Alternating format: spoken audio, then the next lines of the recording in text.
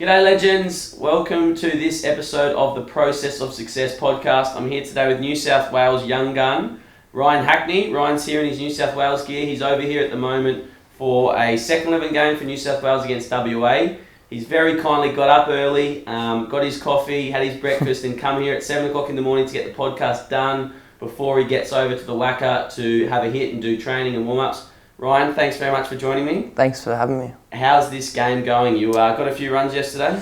Yeah, they declared on day 9 for 360, so we thought that that was very gettable, and we got off to a good start. We were none for 160, and then I happened to throw my wicket away, and we lost 6 for 100, so not ideal, but probably the game in the balance now and a big third day, especially the first session with us batting. And so you obviously opened. How many did you end up on?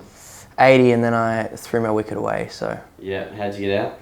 Caught on the boundary. I got a half tracker to the spinner, and it was a pretty freakish catch at deep square, but should have hit it for 6 anyway. Well, there you go. That's what we were just talking about on the way here. He's saying he should have small boundary. He was a bit in two minds about hitting on the ground, hitting in the air. Probably should have gone for 6. Now, how have you found the WACA? It must be a great experience walking out and having a bat on the ground. You've sort of grown up watching international cricket. Yeah, I actually had goosebumps going out to bat there, and there was no one there. So, but yeah, it's obviously a lot different to Sydney with the bounce of the wicket and the pace. So Sydney happens to be kind of like low and slow, and the WACA, there's pace, bounce, the outfield's lightning. So yeah, it's a good place to bat when you get yourself in. And how did you deal with the goosebumps? Obviously, were there nerves there as well, or was it just a bit of excitement as you were walking out? Yeah, it was just a bit of excitement. There was nerves there as well, but I as soon as you got out to the middle, it was all business. Yeah, I kind of took a while to get off the mark, but once I did, I think I hit a 4 through cover, so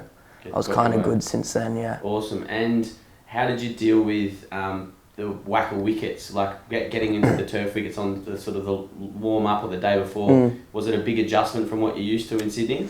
Yeah, I was definitely kind of, the balls in Sydney that I would forward defend, I was kind of like sitting back a bit more than what I normally would and just trying to get a feel for what the bounce was like. We didn't use a new ball in the nets, so I was thinking whether it'd be different in the game, but it comes on like nice. It's kind of like reminded me like batting on Syntho a little bit, like in Sydney. So it wasn't, I guess, as different as what I thought, but it turned out to be like a nice place to bat. So awesome. So for those viewers and listeners who don't know what Syntho is, it's synthetic wickets. It's what the Sydney boys all call the hard wickets that we all train on. Now let's go back to your start, your journey. You grew up in the Blue Mountains. You still live in the Blue Mountains at home.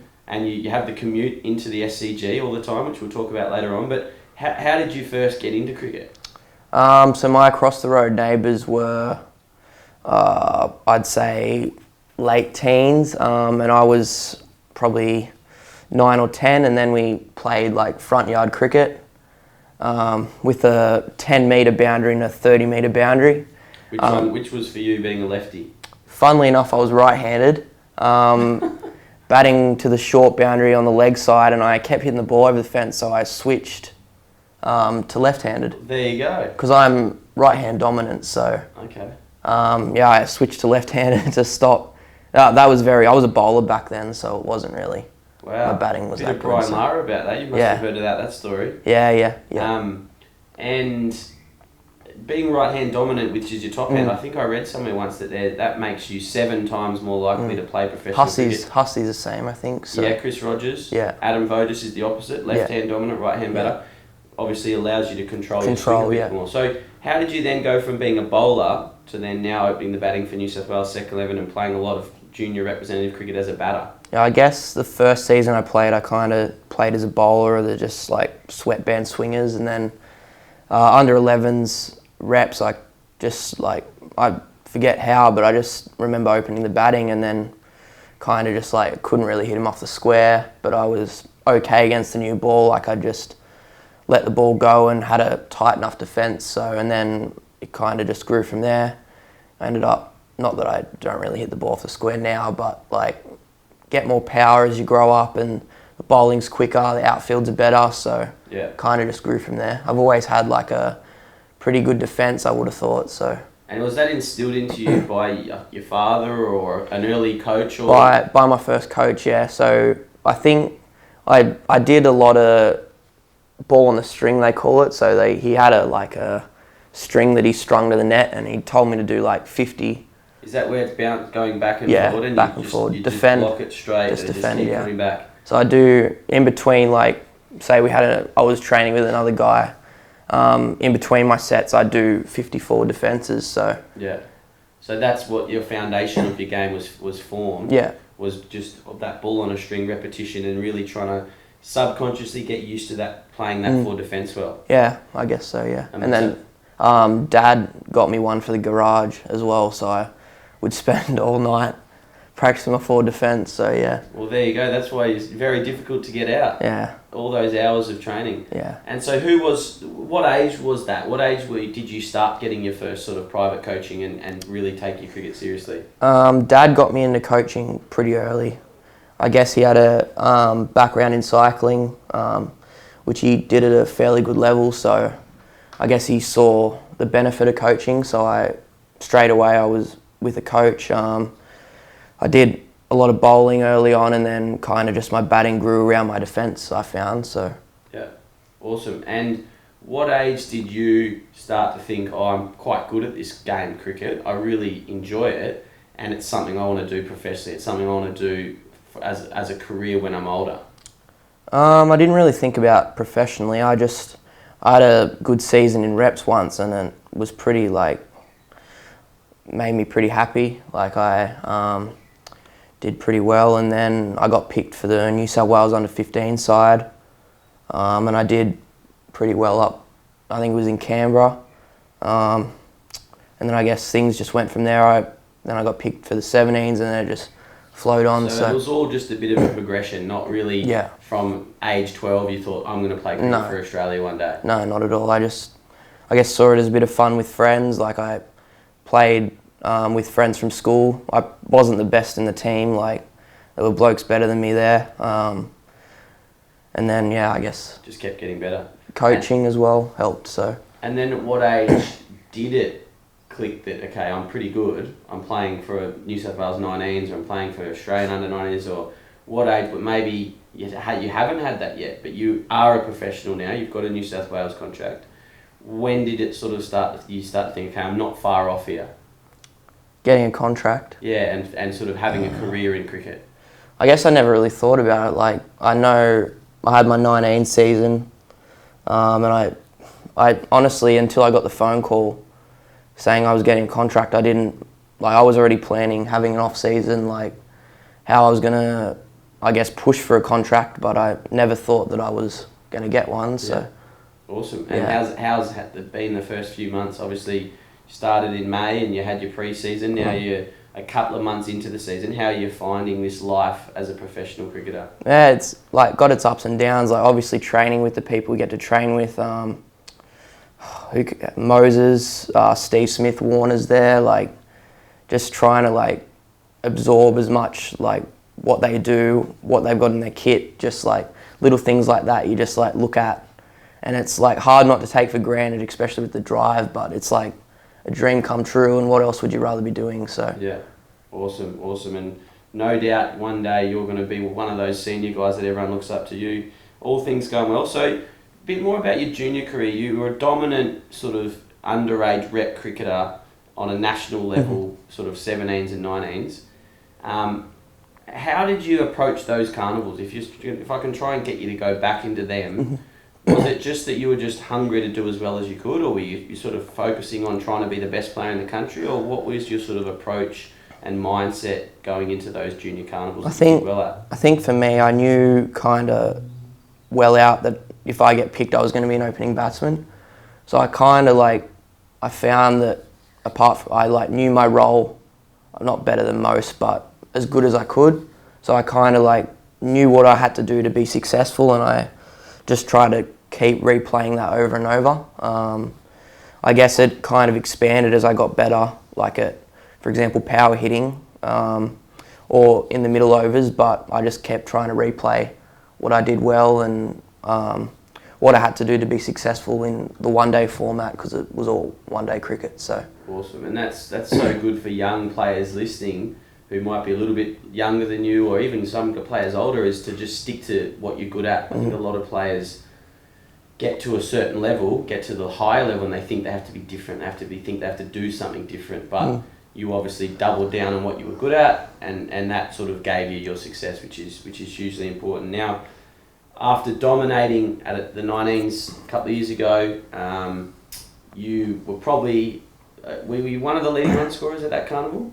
yeah, after Will. Yeah. Will Pukowski, who we've had on here, he was the leading run scorer. Ryan was second, but you didn't make that 19s World Cup. You were told that you needed to be a bit more expansive in the power play, and you sort of, how did you deal with that disappointment? Obviously, you were one of the best batters at the carnival. By every right, you probably deserved to be in that squad to go to New Zealand.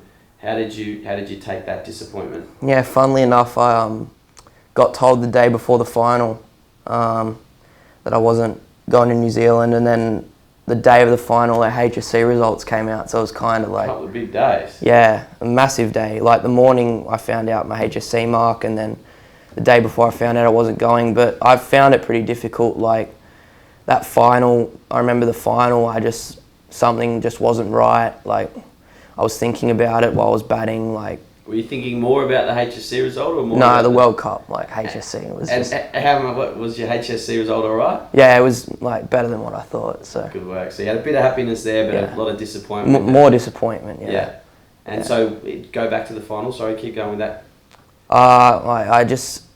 My normal thought processes weren't the same. Like I was more thinking about why I didn't make it. What more did I need to show? Like.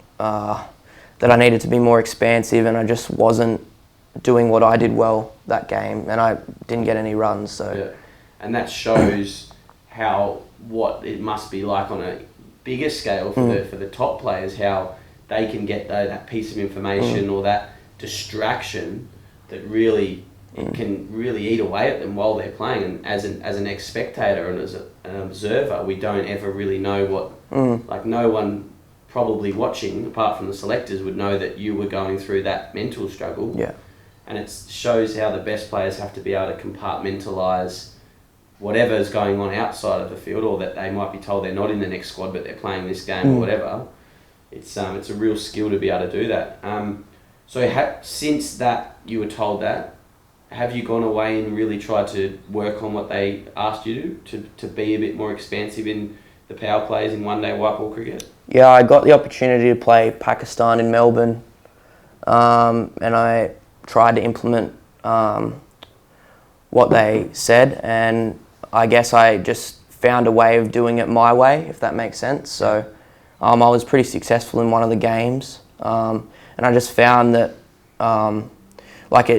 even though they told me to be more expansive, the answer wasn't as far away as what I thought. Like I always had it. I just needed to kind of do it my way. Like I didn't need to try and do it like, I guess, David Warner's way or Chris Gale's way. I needed to do it like my way and what my strengths were. So I was going to say, was that going back to just looking for your strengths that little bit more, just being a bit more intent to score off the balls that were your balls? Yeah, and being smart. For example, there was one of their bowlers is actually taking a lot of ODI wickets now, Shaheen Afridi. So he was like not my target, so I just thought if I get through him, and then there was a change of bowler and I went to target him, so it was just kind of like being a bit smarter and I guess picking my moments as well. So, and again, it's really coming through in this chat so far, and for everyone listening or watching, that you're sort of really backing your strengths, which is, I think, hugely important. Something I try and really encourage my athletes to do is to build on your strengths and not try and be something you're not. If you tried to go out and blast like Warner or Gale, you probably wouldn't have had any success, and you start forgetting what you're good at. You start doubting yourself as well. So good on you for really just doing it your way. And that's what I think most people need to learn, is to do it your way, not try and do it someone else's way. Well, I played 2 of the games. The first game I missed out, and I played a shot like getting out that was kind of like, probably looked like I was feeling the pressure a bit, like after not making the World Cup side and being told that I need to do something differently. And then the second game, I think I put into practice I guess what they said, but in my own way. And what did you do in between those two games? Did you have a lot of reflection? Did Yeah. you have a lot of time soul searching and maybe journaling or writing down things or just thinking about, hang on a minute, this isn't the way I play. I'm trying to do something I'm not here. Or what was the turning point? I guess that first game, like getting out and just thinking that wasn't kind of the way I wanted to go about it, and then learning from that experience, I found that, like, even since then, like, learning from that experience and being better for it next time has really helped. So yeah, and that's what all the best athletes do, I believe, is they learn from every experience they have. And no matter whether you're 18 or 19 like Ryan is, or you're 31 like myself, you've always got to be learning and trying to get better. So good on you, and it showed in your performances with that 100 against Pakistan. Now, I remember you first got in contact with Cricket Mentor, or your dad did, and he wanted some sort of guidance or some help with you sort of transitioning from junior cricket, and you're dominating results in the underage carnivals, but you weren't having the success in senior cricket, club cricket, grade cricket in Sydney. You probably were, I think you were in the second grade and not scoring as many runs as you would have liked, probably thinking you should be in the first grade. How have you found that, being a really good junior and then transitioning into senior cricket? How have you found the difference between junior and senior cricket? Back then I was probably like searching, like looking at it now, I was probably searching for answers a bit much and not letting it just play out naturally, I guess. But yeah, I was kind of like in a rush a little bit. Like I had all this underage success and I wanted to kind of like have that show in grade cricket, which it wasn't really showing. But looking at it now, I was probably searching for answers a bit much. And were you trying to prove something to someone, or was it trying to prove something to yourself that you probably weren't good myself, because it was I was scoring all these underage runs and I couldn't run the same in grade, and I was just thinking like, is it mental? Is it my technique? Like I was just searching for everything. So yeah. And then what do you think? Is it just something that's just a bit of time and a bit of like a little bit of belief from a score, a little bit more belief from a score, a little bit more belief, and now you feel like that's where you belong? Has it just been a time thing, or was there one innings in particular that happened and you thought, right, I belong here, or I'm good enough for this? Because I think you always do doubt yourself at a level until you've done it. You sort of can tell yourself you're good enough, but until you've actually done it, it does take time. Was there a turning point for you? I think it was just a time thing, like I found just naturally, like there's a difference between underage bowlers and I guess men in grade cricket, but for me it was just, I was absolutely searching for everything, and the answer was like, it was just a time thing. Like it was just a natural progression I found, and probably mixed with a bit of belief after getting, I can't remember what I got, but I think it was just a bit of belief and then a time thing. Like for example, after having a pre-season with the Blues, I think, because after facing a lot of underage bowling, you don't get like many balls higher up, if that makes sense. Like I found that I've naturally like got a cut shot now, just from facing more bowling, like coming through higher rather than at knee height. Yeah. So your game just evolves and develops, and that's what good players do. They rise to the level and their game evolves with it. So how have you found, now that you are a pro, and you've got probably a tag as one of the best young players in New South Wales or even Australia, how do you find going to grade cricket? I know that grade cricket in Sydney's tough. There's like a lot can be said. There's like got some guys with chips on their shoulders that think you're not good enough and you shouldn't be there, and they don't mind telling you about it. How have you found that sort of, I suppose, pressure of being a state player now? I find just like having fun with like all the blokes that I play with at Penrith. Like I've known them since like I was in 6th grade there, so I guess just like going out and having fun and focusing on winning for Penrith. We're actually doing pretty well this year, so I find just doing that eases a bit of pressure as well. And I guess just like focusing on what I do well also. Like I don't need to try and be someone else at grade cricket. Like I know I've got a contract, but doesn't mean I need to blast 100 off 50 balls. Like I just need to do what I do well and do it for a long time. Awesome. A long time during my innings, and that equals runs. So and then just don't pay any attention to any cowboy sledging you from the slips. No. Too many. No.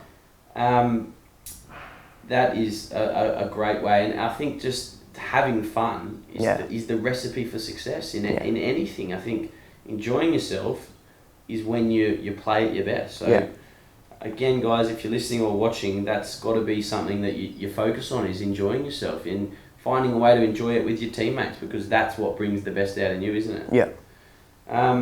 Now you're doing a bit of uni while you're training and you're playing, and you're over here for 4 or 5 days this week, and then you're back and you've got grade cricket on the weekend.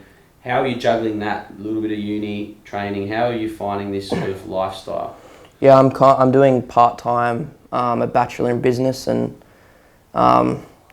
with a head towards kind of like sport, I don't know exactly what I want to do yet, but it just keeps me busy in the background. Like, I'm not always thinking cricket all the time. Like, how am I going to make 100 on the weekend? How am I going to face him? It just gets me thinking something away from cricket and helps switch you off. Exactly, yeah. So I find that it just like relaxes me a bit more for cricket. I'm learning something new as well, so that's a benefit, and who knows where my career will end up, but it's just something off the back, yeah. Awesome. And what else do you do to switch off? How else do you take your mind off the game? Because obviously physically you train hard, but how do you take your mind away from the game so you're not sort of thinking too much about it, that bowler or that innings or whatever? Well, I got a PlayStation, so FIFA. I'm a big FIFA player. I found that one of the blokes in the second 11 team actually does it, like gets the morning paper every morning and does a crossword. Yeah. So that trip, coming back from the airport, I bought a little crossword book, and now even at games I'm just there doing my crosswords, so I find like that as well. Yeah. Just like little things that kind of, I guess, are satisfying for you and just take your mind off cricket, I find definitely helps. Yeah, awesome. And you need balance, absolutely. To be your best on the field, I think whatever it is for you as an individual, you just need to find something that gives you that sort of balance and that switch off. Now, we're going to have to wrap up soonish because Ryan's got to get back to the WACA and do his business, go back to his team. But when you're in the moment, when you're batting and you're having a lot of success recently and hopefully moving forward you're going to have a lot more success, do you have a mental routine, or what's your sort of process pre-ball, in between balls? Yeah, I've worked a bit with a psychologist in Sydney, and he talks about having a routine and I guess a process. So for me, it differs for everybody obviously, but for me I like to firstly like play the ball and then kind of like step away from the wicket, actually like physically get off the pitch, because he likes to call it your work site. So get off the pitch, like review the ball in your head, like what could I have done differently, what could I have done better, if I played that well, how well I played that, and then I guess kind of like look at something, like for example at the WACA they've got signs around there saying #MadeTough, so I just look at that or something. So you pick something early in your innings and that would be your go-to, or would it just change throughout? Just change, just like look at something, or just gaze into the... Look at the random guy in the grandstand, like it just changes. And then when I'm ready or when the bowler's ready, step on the wicket and then it's time to switch on again. So. And do you have a phrase or a mantra or something that gets your mind back into the moment, or is it something that it just happens? It just kind of happens for me, but I find it changes. Like for me at the moment, I tell myself tempo, because I don't want to kind of lift my bat up too high and be too tense. Like I'm trying to be like more relaxed in my setup, and that kind of flows through my batting. So I tell myself tempo, and that. So that's your trigger word, tempo. Yeah. At what point do you say that? When the bowler's at the top of their mark, or when they're halfway through, or when I'm going to the crease? Right. So tempo, and then it's about letting your mind be free. Yeah. And just reacting. Yep. Yeah. Awesome. And you've spoken just then about the psychologist. You sort of did one of our programs, the Peak Performance Program, which we've spoken about over the last 18 months or so. What mental conditioning have you done, and how's that helped your game? I guess the best mental conditioning for me is just like getting away from the game. now that I think of it, I've tried like different things like meditation, for example, and I find just for me, like I'm a pretty like cricket nuff, like I'm always thinking about cricket. I'm pretty uptight about it. And for me, I guess getting away from the game and, for example, playing the PlayStation, playing career mode with Crystal Palace like I'm doing, just gets me away from the game and like thinking anything but cricket, I find like for now is the best bit of mental conditioning I can do. And then when I'm thinking about cricket, I'm 100% like envisaged in it, but I find like the best bit of mental conditioning for me was just to get away from it. I've been like searching for that answer for a while now, and it's funny how it just like clicks, and it's like as simple as that. Like, yeah, absolutely. And just realizing that that's what you need is massive. Is just that self-awareness, and that's something I think every athlete needs to work out for themselves. And it's through trial and error. Like, you've tried meditation, you've tried affirmations, you've tried all these things, and the thing that really helps you is just getting away from it, because like you say, it then allows you to fully focus. And that's something I think Chris Rogers did very well, who's a friend of mine. When he wasn't at cricket, he was trying not to sort of think about cricket. He was switching off, he was having a good time, enjoying himself, so that when he was at cricket, he could fully focus and give all his energy. And he was a bit of a clown when he wasn't at cricket, so that he could then be very serious at cricket. And it's just finding that happy medium that allows you to be your best at cricket. And it might change as you get older, things do change, but awesome that you're aware of that now and you've figured it out so young and so early on. Something that we've spoken about over the sort of our relationship over the last sort of 18 to 24 months, I suppose, as well, has been trying to convert your starts into big scores. How do you sort of view that now, and where are you at? You're obviously starting to score more hundreds. You've got 100 and grade already this year. You said you'd like to have got 3, so it's sort of still something you're working on. It's something we'll all batters never master. We always want to score more hundreds, but how have you gone about trying to convert those starts into big scores? It hasn't really worked well for me recently. I've gotten out for probably more 50s than what I have ever, but I guess for me, it's just finding something that works. For me, it's different to you. Like, I guess doing that for like a long period of time and not getting bored of that. For example, like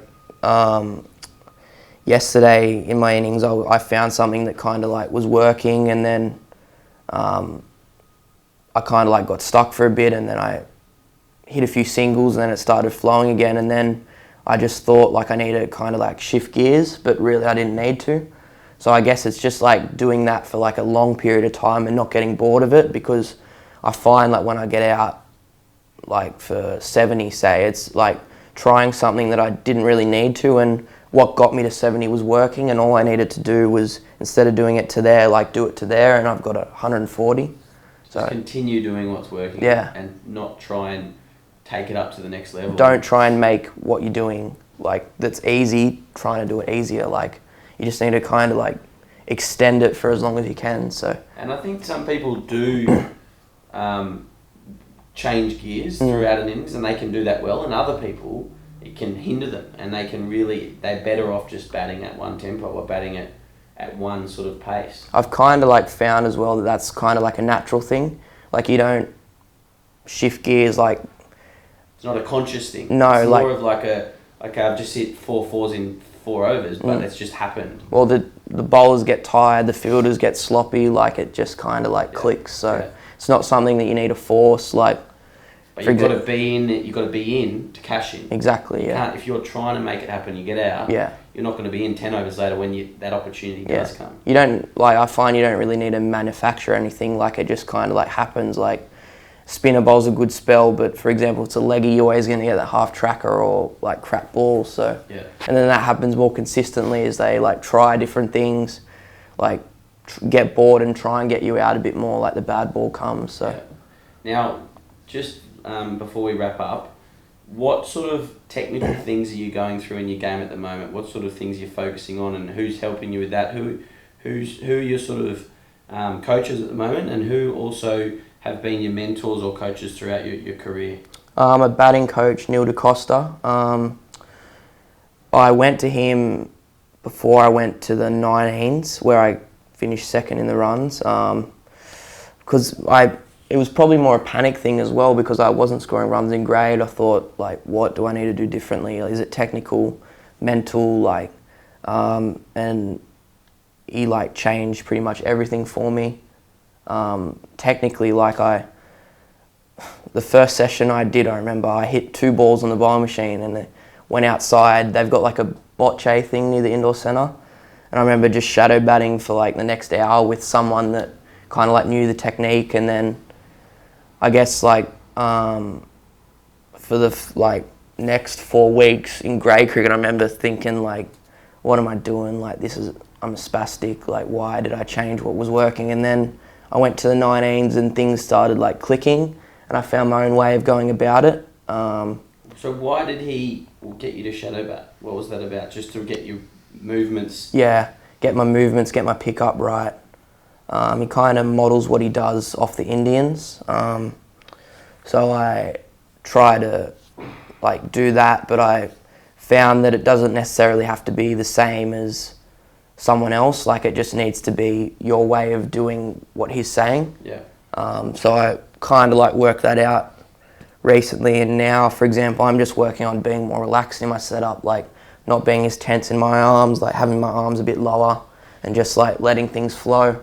I find that helps me like not trying to overhit the ball, which I just kind of like flow through the ball, which helps a lot, I find. So awesome. Yeah, being relaxed in your body is something that Justin Langer talks about. Tight, focused mind and relaxed in your body, allowing yourself to flow and play with freedom. And that's really interesting to hear the process you went through and sort of the struggle, that initial struggle while you were changing things.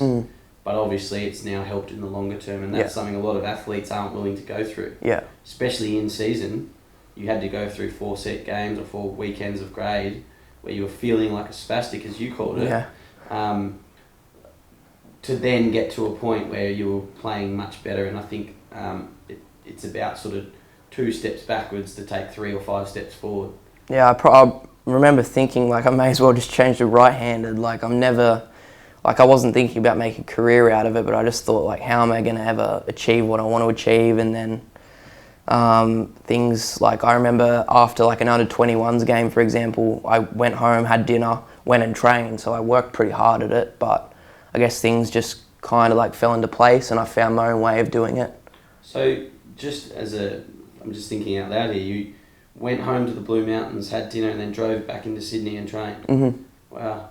Yeah, finished at like 10:30, I think. So on Saturday? Sunday, it was an under-21s game, yeah. That's commitment, and that's why you are where you are, and that's what's going to take you forward, is that sort of level of commitment and willingness to get uncomfortable and do what others aren't. And on that, what does sort of a week look like now? Say a week you're not playing second 11, this week you're playing, next week no second 11 game.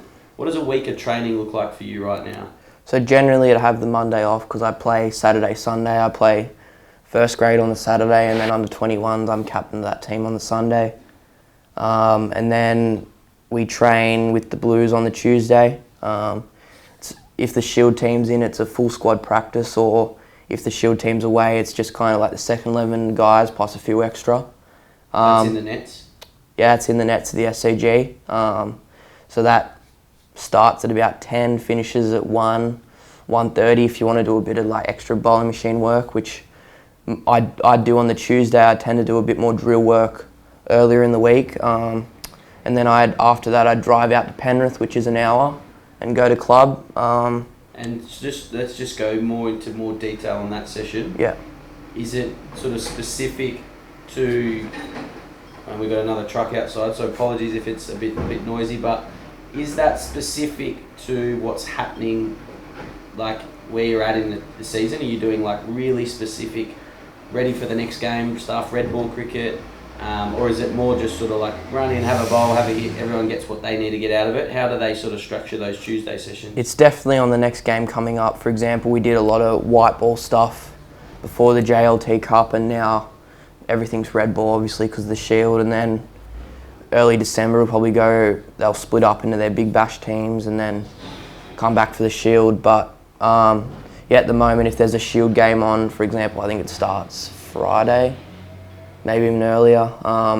It's red ball stuff. So. And you as a sort of second 11 opener, do you get in and face the new ball against some of the other guys, or do you bat a little bit later in the session? Yeah, I bat a bit later, like the Shield guys start, and then I maybe come in second against the second 11 bowlers. Sometimes you get like a Copeland, which is good. So. Yeah. And then go forward. You drive out on Tuesday. I'll be drive out to Penrith. Yeah. And train that with the Penrith boys. Yep. So it's a pretty long day. Tuesday and Thursdays I leave Blues training and then get to Penrith about 3. Have a hit, and then do a bit of fielding, because there's not much room in the SCG to do fielding because we're not allowed to use the SCG. So do a bit of fielding, hit some more balls if I want, and then leave there about 6, go home. And then Wednesday I do my session with my batting coach. That can be like anywhere from 2 to along like 6. That's still Neil? Yeah, Neil. Yeah. And then Thursday back to club cricket, and then Friday the day before the game, just get what I need. Usually it's just like a sidearm session for half an hour or so. Yeah. And what about your fitness in there? How do you manage your fitness in your body during the season? So we do gym twice a week, on the Tuesday and Thursday, and then I try to like sneak in a conditioning session on the bike, or maybe go for a run somewhere like once a week. It's a bit hard now playing second 11 like every second week, and then playing grade Saturday, PG Sunday. So I think I'm playing like 6 out of 7 days this week. So it's a bit tolling on the body. You got to give yourself enough time to recover. So. And that's where a day like today, where you're out, the boys are batting early this morning, is about feet up. Yeah. You have a hit this morning. Yeah. And then what will the rest of the day look like? You'll probably field at some point. Yeah. But what would your today look like? Doing my crossword until we get all out, hopefully. That's around tea, and our wicketkeeper sticks in for a bit, and then, fielding, so hopefully. Yeah. And then really making sort of this morning and after lunch session, just chilling out and letting the body have a rest. Maybe probably if my mind gets to it, thinking about yesterday again, but try and stay away from that as much as I can. I've kind of done my review of it last night. And then, Just moving forward and letting that go. Second innings, focus on second innings now. And you'll have a hit this morning? Yeah, hit for probably 10 minutes. It's more so just to get used to the bounce and just keep experiencing that, because I find it's very different to Sydney. So it's more just if I can get as much exposure playing on the bouncy wickets here as I can, the better. Absolutely. And just finishing off on your fitness, do you do any sort of stretching or yoga or anything to try and maintain your body in between sessions, or not really needed at this stage? Not really needed, but it's more kind of stretching just to feel a bit better.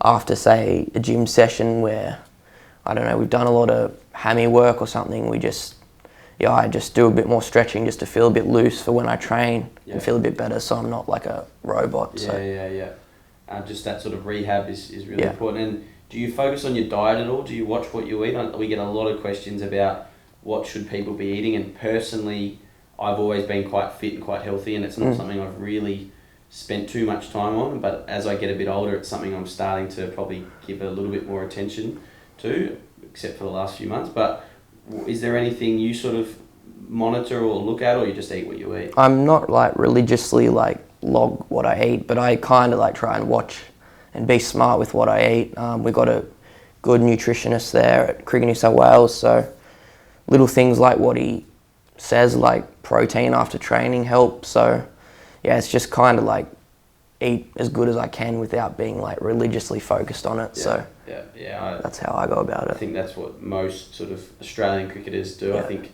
possibly the Indians are a bit more regimented with their diets. But now, final couple of questions which I ask all our guests, and no rush answering. You can give yourself a second or two to think about it. What's your definition of success?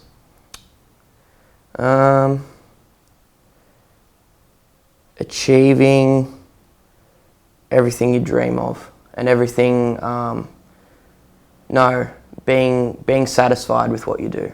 I think it's all about that's why we play, to be satisfied, and I guess having that sense of fulfillment and in the end happiness. So absolutely, yeah, that's a great answer. Happiness is is what I think success is too. And finally, why do you play cricket? Because I love it. I'm an absolute like snuff of the game. I like watch everything. Like I watched all my fours last night. So like I just love it. I can't get enough of it. So yeah, awesome. Which is why you should be playing it. Now, how can our listeners and followers follow your journey? Are you on sort of any social media channels they can follow you, or what's the best way people? I'm on Instagram, Ryan.Hackney. So. And we'll have a link to that in the show notes. We've got it on Instagram already. So, yeah. Ryan, thanks very much for joining me. Thank you. Thanks for sharing your journey and your insights on the process of success. And no doubt the cricket mentoring community is going to be right behind you now after listening to that and hearing about where you're at. And we wish you all the luck in your future. Thank you very much. Cheers.